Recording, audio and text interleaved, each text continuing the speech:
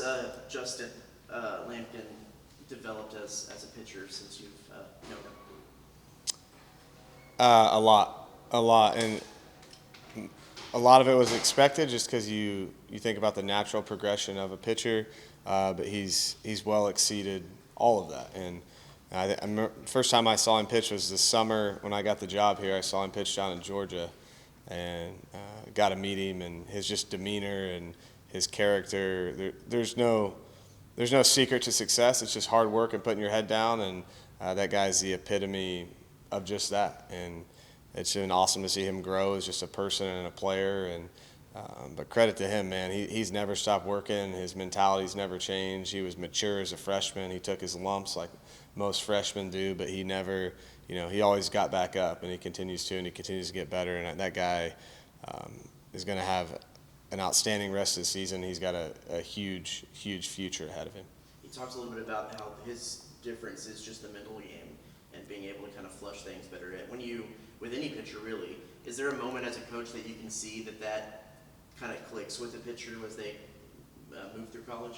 For sure. You see how they get better, I think, pitching through traffic or pitching when maybe they give up some runs or it doesn't spiral out of control. And that, to me, is what defines a pitcher. Everyone's awesome when everything's going well, but how do you pitch when you don't feel your best? How do you pitch when you don't have a lead? How do you pitch when there's traffic?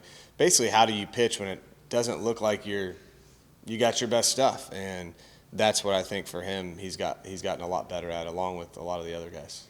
We've had the pitching staff as a whole, starters and bullpen guys, have really stepped up the last few weeks. What has Jason Kelly meant to the organization as a whole?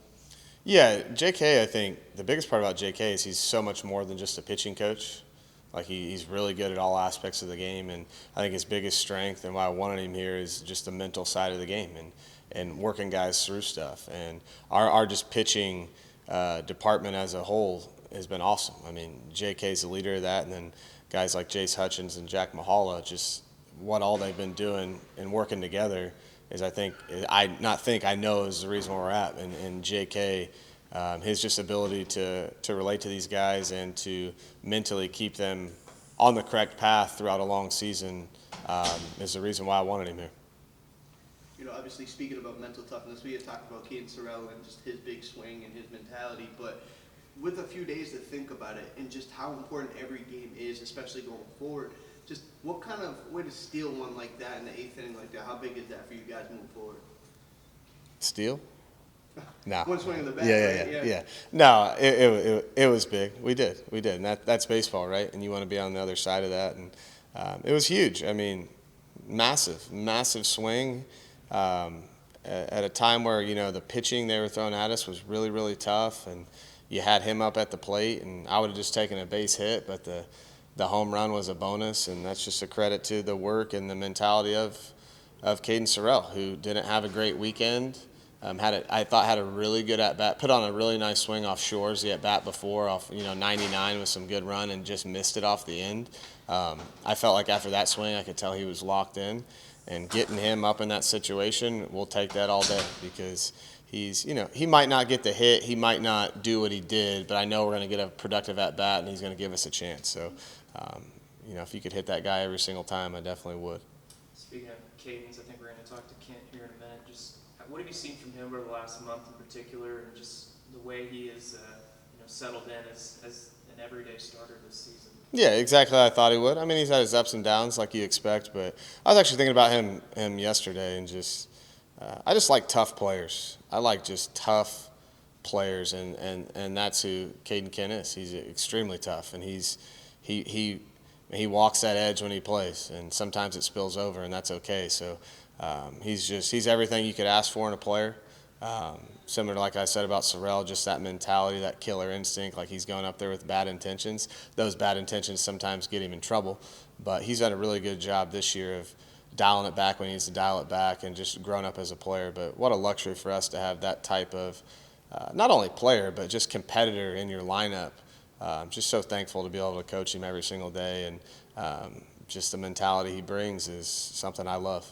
There's been a handful of times I've walked out to the car after writing the story in the press box, and he's out in the empty parking lot just talking with his dad, looking like he's working on his swing. Just how dedicated to his craft and getting better is he? Very. I mean, he's as dedicated as I've ever seen, and I've seen him out there too. I think it's super cool. I hope to.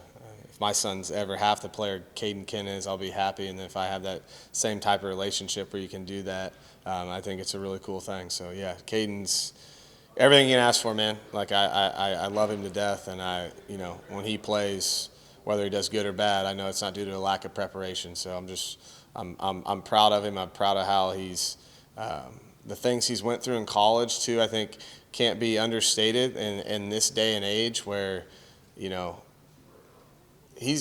I would say he's waited his time, I guess, or grinded to his time, and he's had chances. After his first year, you could have left. After your second year, you could have left, and he's here. I think that's cool. And I'm not against transfer portal or transferring, but I do favor that type of story and that type of outcome, and for him to, grind and I guess wait his time, so to speak, just shows a lot about him and his character. What does the Missouri Scout look like? I know what the record says. I know all those things, and I'm not trying to be coachy and this, that, but they got some really good players, guys a lot of their guys I would definitely take on our team. They have a lot of guys that are going to play professional baseball. They have talent. They haven't been able to string it together.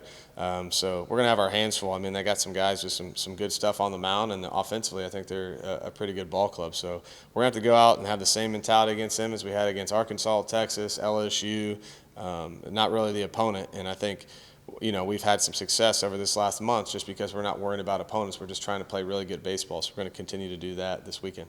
There's been times where the bats have been great, the pitching's been stellar, but to get those clicking at the same time, is there anything actionable, or is it more just trust in the process and it'll come? Yeah, a lot of times too, and that's dictated by the other team. So like when you're facing Cade Anderson or Ianson, like sometimes it's tough to get that going. Those are just two type of guys that, and even their bullpen, you're just not going to string together a lot of hits. Like it's just, you can, right? That means those guys had a bad day.